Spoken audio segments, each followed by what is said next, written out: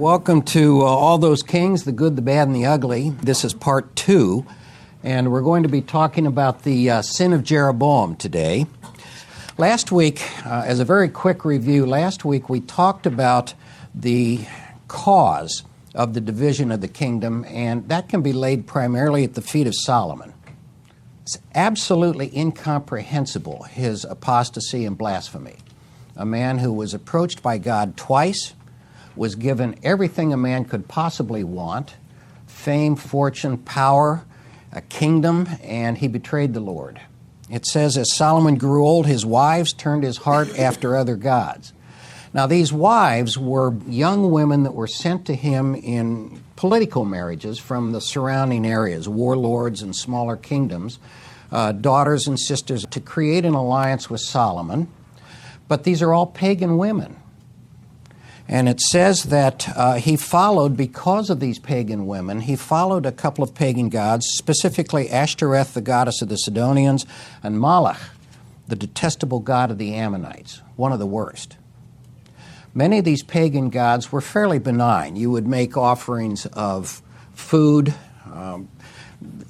maybe small animals, those types of offerings, but Moloch wanted human sacrifice. He wanted babies. And so Solomon not only betrayed the Lord by turning to pagan worship, he began worshiping and supporting one of the very worst. And not only was it Solomon, it would have been his administrators. When you think about it, the people who owed their jobs to Solomon in the palace would certainly follow his lead. The upper class in Jerusalem would be led astray. And if Jerusalem was becoming a pagan city, the people to the north and south, out in the countryside, would also be influenced. So it wasn't Solomon who was betraying the Lord. He was leading the entire population of Israel into pagan worship, and many of these followed him. It was a terrible betrayal. It became a feature of Christian art, of course, and here's a picture. How many of you in your minds have ever thought of Solomon as an old man? A disgusting old man. He was. He ruled for 40 years. He was in his 20s probably when he became king. So we have a man who's approaching probably 70 at this time. And if you take a look, here's a disgusting old man surrounded by his wives dressed in their European ball gowns. And it's kind of fun just to look at. But this is what Solomon was doing. It says the Lord became angry with Solomon because his heart had turned away from Yahweh, the God of Israel, who had appeared to him twice. This is typical biblical understatement. The Lord became angry. He was upset with Solomon. You have to assume he was outraged, enraged. He must have. It's not an understandable betrayal. And of course, the Lord became angry, and he said to Solomon, "Since you have not kept my covenant and my decrees, I will tear the kingdom away from you and give it to one of your subordinates." In other words, this kingdom that over which you reign is going to be divided, and some of it's going to be given away. Now, it goes on to say, because of David, I will not tear it away from you, I'll tear it away from your son. And I don't understand that either. We had a pastor many years ago who, from the pulpit one day, said he had a list of things for God. When he gets a chance to talk to him, he says, here's his list of questions. And I thought that was delightful, and I've made a list of my own. And this is on that list, not to question, but simply to understand. Obviously, these things are played out according to a plan. I don't quite understand why Solomon wasn't punished. He actually finished out the rest of his reign, and he died, and it was his son Rehoboam who had to pay the price for Solomon's apostasy. Although we find out later that Rehoboam also reverted to pagan behavior too, so he was not entirely blameless. But anyway, the individual to whom the kingdom was going to be given was Jeroboam, and Jeroboam was informed of that by Ahiah, the prophet of Shiloh. Shiloh was a cultic center to the north of Bethel, north of Jerusalem and Bethel. It had been a cultic center since the time of the Exodus. They had kept the ark there for a while. That's where the ark was when the Philistines captured it. It was taken down to battle, but it was from Shiloh. And one of the prophets up there went to Jeroboam and said, this is what God is saying. I will take the kingdom from Rehoboam's hands and give you 10 tribes. Now, we don't know who Jeroboam is. We're told that he was one of the administrators in Solomon's administration. We don't know where he came from. We don't know what his background was. He was obviously a person of the upper class, but he was not of the Davidic line. And one would think that if you were approached by a prophet who said, God's going to make you a king, you would be absolutely delighted and would continue to follow the teachings of the Lord, but he didn't. He also reverted into paganism, as we're going to see, leading to what has been called the sin of Jeroboam. Somehow Solomon found out about it. We aren't given the details there either. This is one of my great frustrations with the Bible as an historian, is that these stories were not written in the historical style that we use today, with all the little details and the date linkages and so on. They simply tell you what happened. But obviously Solomon learned of what was going to happen, and that his sons would lose, his descendants would lose a large portion of the kingdom, and he tried to kill Jeroboam. And we're told that Jeroboam fled to Egypt to Shishak the king, and he stayed there in asylum until Solomon died.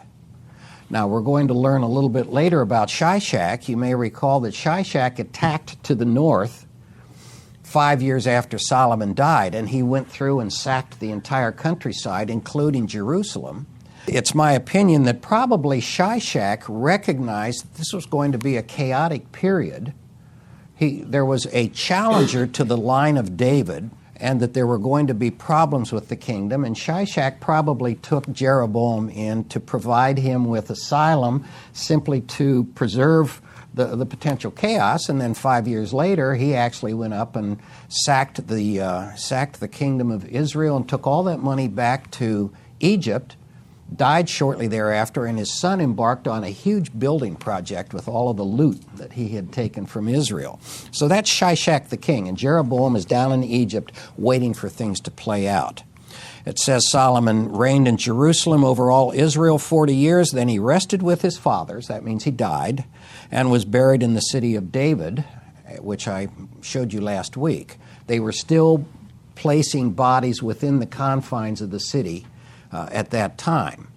Later on, the Jewish custom became to bury the bodies outside of the city because they felt they were unclean. And so this is a little bit unusual, but we have some ruined tombs down at the south end of the old city that presumably might have contained the bodies of David and Solomon. It says Rehoboam, the son of Solomon, succeeded him as king. So here we are. I want to take a moment and show you the big picture. This is somewhat in keeping with what's on the back of your handout. You have to understand the international geopolitics if you're going to understand kings. Otherwise, it's incomprehensible. The ancient world extended basically from what is today modern Iraq. You have the Tigris and Euphrates rivers, and that was called Mesopotamia, meaning between the rivers. And it extended all the way over to the Nile River in Egypt. That was the east and the west of this particular part of the world. There was a huge desert in between the two. And the livable area is shown in the yellow there, and that's where all the modern nations of the Middle East are located still today. And when you're talking about Iraq and Syria and Lebanon and Jerusalem and all of these are in that yellow area, and that's called the Fertile Crescent, because scholars don't like easy terms. They want something that sounds a little glamorous or fancy, and so when you talk about the Fertile Crescent, you're talking about the area where the ancient cultures were located. And this area was bounded on one side by the desert and by the Mediterranean on the other, creating a very narrow corridor from south to north, perhaps 30, 40 miles wide, and that's called a land bridge because it's the only way large groups of people, armies and so forth, could get from, say, Egypt to Mesopotamia. They had to travel up through this very narrow area, which made it extremely important from an economic perspective and a political, and of course it became a flashpoint. Many of the battles, in fact most of the battles of the ancient world, were fought over possession of that. Whoever owned the area of Canaan controlled the trade routes. Very important. Now, at the time of Israel, there were no outside influences. We talked about that last time. Mesopotamia had gone into decline. Egypt had gone into decline. There was no standing power up in the area of Turkey at the time. So during the time of David and Solomon, they had control of the trade routes. They were unimpeded in their expansion and were a very important kingdom for a century. However, that all started to change shortly after the death of Solomon. The first thing that happened is they broke into two much smaller kingdoms that fought with each other constantly and therefore greatly weakened their control over that area. The Arameans, who had been an insignificant small tribal group up around Damascus today in Syria, during the time of David and Solomon, you read about how David conquered and controlled the Arameans. Well, they grew in power. And when the kingdoms were divided, the Arameans became a real thorn in the side of both of the kingdoms. And so you read about the Arameans attacking constantly after the death of Solomon. Meanwhile, the Egyptians regained their control of their area and began to expand northward, and again were a problem for the people of Canaan, of the Canaan region. And finally, a superpower was developing off to the east, known as the Assyrians. And by the 800s, they were able to extend their influence all the way to the Mediterranean, conquering everybody, including the Arameans and the Phoenicians. And then in the 700s, towards the end of the book of 2 Kings, they directed their attentions to the south, conquered the northern kingdom of Israel, were themselves conquered by the Babylonians, and then the Babylonians destroyed Jerusalem. So this is what's playing out in the background during the book of 2 Kings. It's not complicated. It was simply a period of time when the Assyrians were coming to power. They were a horrific army. They had the world's first standing army, professional soldiers. They had sappers to dig under the walls. They had all kinds of siege equipment, and they loved to torture. If you refused their political advances and they besieged the city, anybody that was captured afterwards could look forward to either a slavery or a terrible tortured death. And so that played a part in many decisions. There were many cities that simply capitulated because they didn't want to take the chance on losing to the Assyrians. So, terrible people. All right, back to the sin of Jeroboam. It says, Rehoboam, the son of Solomon, went to Shechem, which was a major city in the northern part of the kingdom, for all the Israelites had gone there to make him king.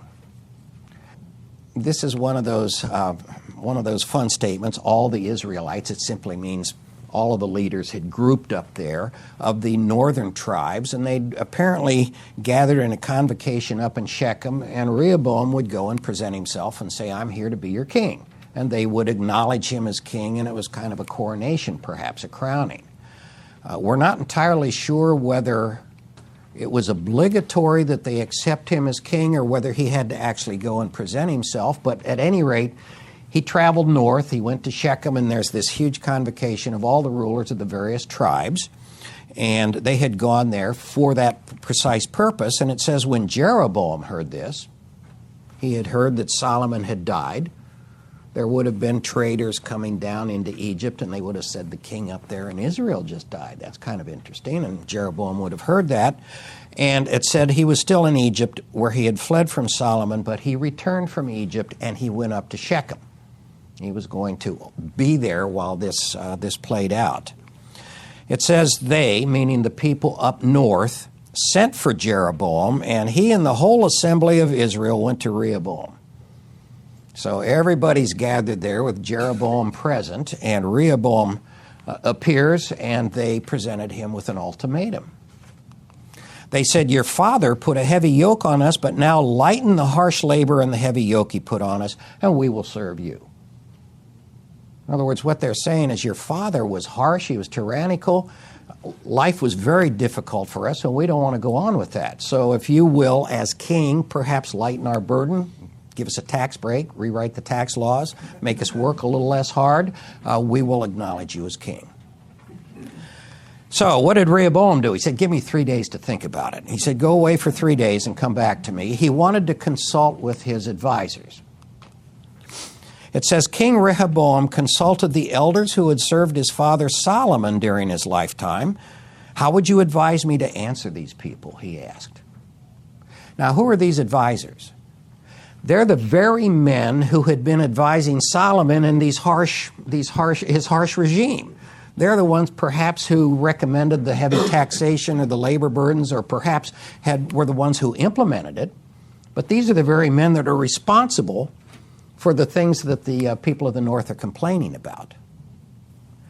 And their answer was, well, if today you give them a favorable answer, they will always be your servants. Now, what's happening here? They're backing off a little bit. They recognize that the king might not retain his kingdom. They could lose their jobs. They're worried about losing their jobs anyway because a new younger king is bringing in his own people. So they're backing off a little bit, saying, you know, maybe they have some justification here. Well, unfortunately, Rehoboam rejected their advice. He consulted with the young men who had grown up with him and were serving him. Now, who are these? These are his brothers, his cousins, his schoolmates.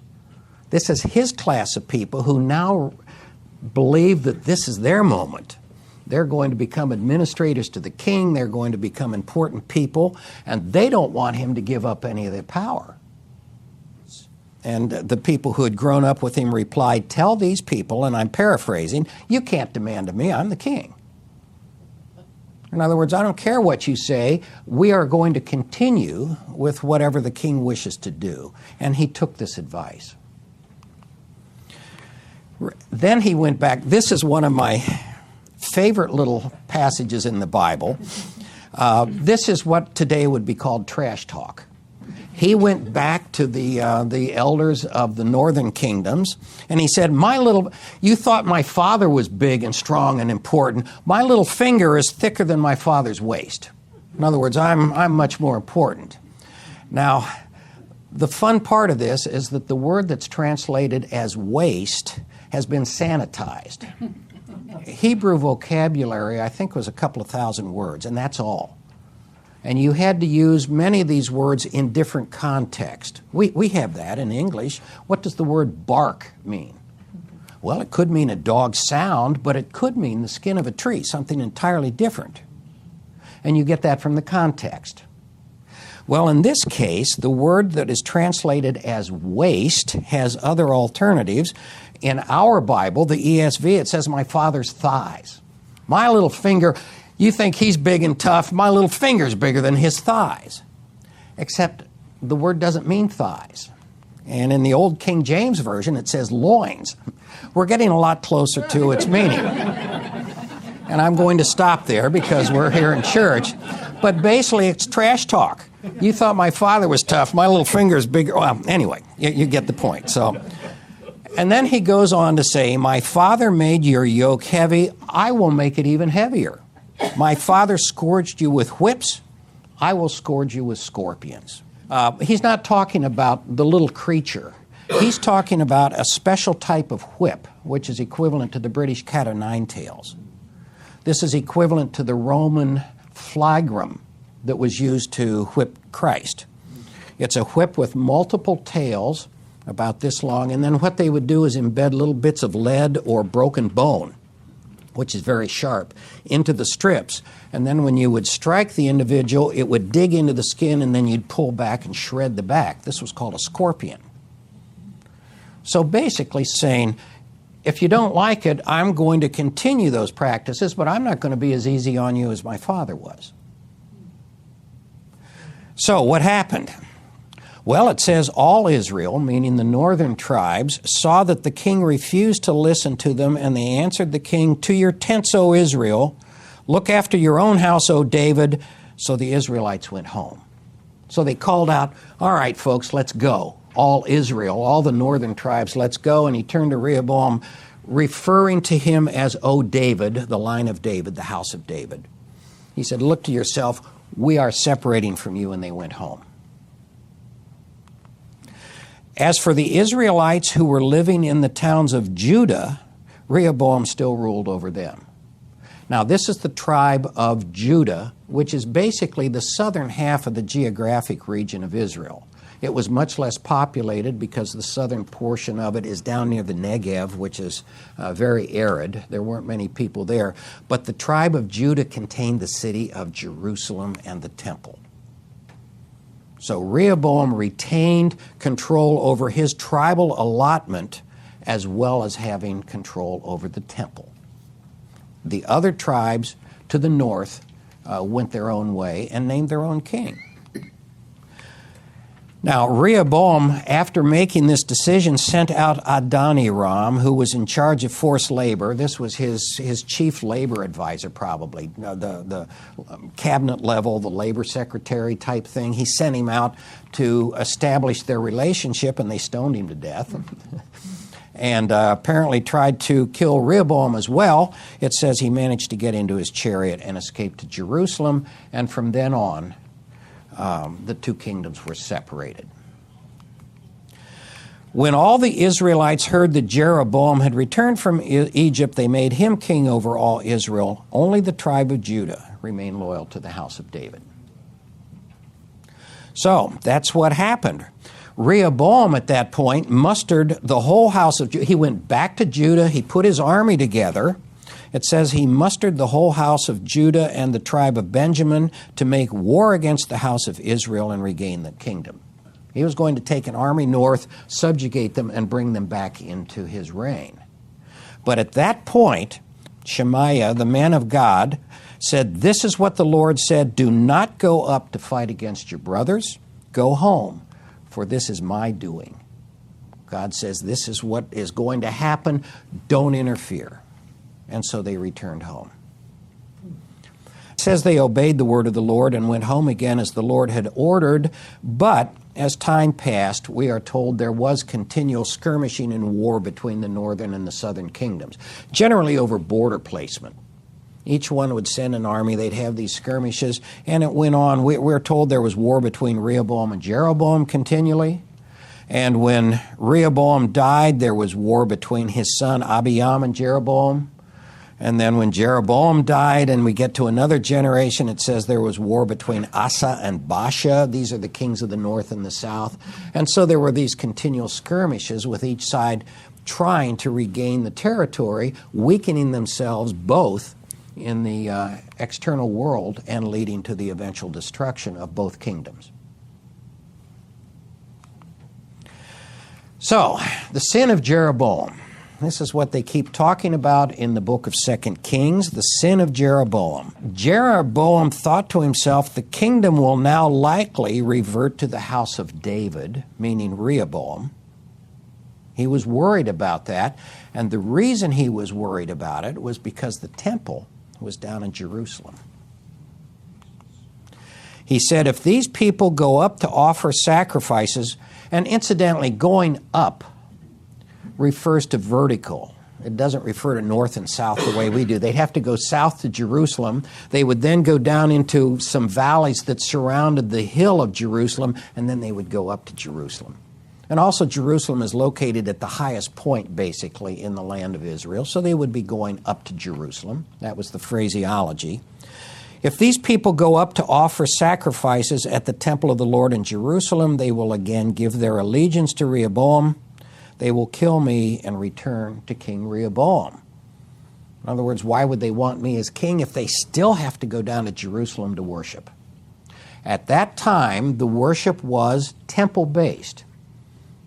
It was obligatory, if you could, every so often, if not every year, to go to the temple and make your offerings, because that was regarded as the house of the Lord. That was regarded as the building in which God resided. He was in that building. He wasn't God everywhere. He wasn't omnipresent. He was present in Jerusalem, and so it was necessary to go and worship. So his answer to this conundrum, Jeroboam made 2 golden calves. He said to the people, it's too much for you to go to Jerusalem. Here are your gods, O Israel, who brought you up out of Egypt. In other words, he created pagan gods in his territory so that the people didn't have to go to Jerusalem. And this was the sin of Jeroboam. He set one god up in Bethel, and he set one up in Dan, the northern part and the southern parts of his territory. Bethel was located just north of Jerusalem, and that's where the dividing line was, between Bethel and Jerusalem. He set up a pagan idol there, and he set up a pagan idol all the way at the northern end, so that the people in his kingdom could go to one temple or the other and worship a god, a pagan god. Terrible apostasy. This thing became a sin. He set one up in Bethel and one in Dan. That's known as the sin of Jeroboam. Now, in hindsight, watching this develop, the sin of Jeroboam was fairly benign in its practice. It was basically the religious observances practiced in a way that they had been observing them over the centuries. It's just that they have now abandoned God and they're worshiping pagan idols. It was a terrible thing. It says Jeroboam built shrines on high places. He appointed priests from all sorts of people, even though they were not Levites. The Levites were the priestly family, as it had been determined by God at Mount Sinai. They weren't Levites. The Lord had decreed that the priesthood was to be comprised of the patrilineal descendants of Aaron. In other words, Aaron was a Levite, and his particular line were going to be the actual priests, whereas all of the other Levites were going to be the people who would serve as functionaries in the various temples. Anyone who wanted to become a priest, he consecrated for the high places. This is Jeroboam. You paid him enough, you could become a priest. Jeroboam instituted a festival like the festival held in Judah. In other words, he began to set up these various ceremonies that were observed in Jerusalem. He offered sacrifices on the altar. In other words, he continued the observance of the faith in a way that was very similar to what was being done in Jerusalem, but he stuck his own cronies in there as priests, and they were worshiping idols. As an aside, Bethel was the place where he created one of his temples. Now, this was at the very southern end of his territory, so it might have been nothing more than a political decision. But it is kind of interesting. It says that when God was speaking to Jacob, remember when Jacob cheated his brother out of his inheritance, he had to flee north, and he stopped at Bethel. And God spoke to him there. And then when Jacob was up in Paddan Aram, gathering his wives and his children and so on, before he returned to Israel, God spoke to him and said, I am the God of Bethel, where you anointed a pillar and where you made a vow to me. So this was a very sacred place in terms of the worship of Yahweh, in terms of the worship of the Lord. And so probably Jeroboam was just changing it over to another god. Terrible blasphemy. So let's take a look here and see what happened. This is the ancient world. You have the Sea of Galilee up north and the Jordan River running down into the Dead Sea in this very deep valley, this rift. And that was the kingdom, that was the center of the kingdom of Israel at the time of Solomon. The trade routes ran up the coast, because otherwise you have to go up into the mountains and cross down into the rift, and it's very difficult. So the trade routes were there, and you have all of these people who have been controlled by David and Solomon. They've been subjugated. You had the Arameans, the Ammonites, the Moabites, the Edomites, the Philistines eventually by the time of David. All of these people had been conquered and were enclosed in the kingdom of Israel at that time. Jerusalem was in the very center of it. Shechem, a very ancient city, was in the center of the northern part of the kingdom, and when the kingdom divided, it divided into 2 parts. You have 2 separate kingdoms. You had the kingdom of Israel to the north, the kingdom of Judah to the south. And the city of Bethel was located just to the north of Jerusalem. So that's where the dividing line between the two kingdoms was located. And he stuck a golden idol in Bethel so that the people of the northern kingdom wouldn't have to go down to Jerusalem to worship. And he stuck an idol up at Dan at the far northern end so that the people wouldn't have to travel down to Bethel. In other words, he could keep the people in his kingdom worshiping at his temples. And it gets worse with every generation until eventually we get down to Ahab, and he brought terrible gods in. That's the sin of Jeroboam, and we read about that throughout the entire book of 2 Kings.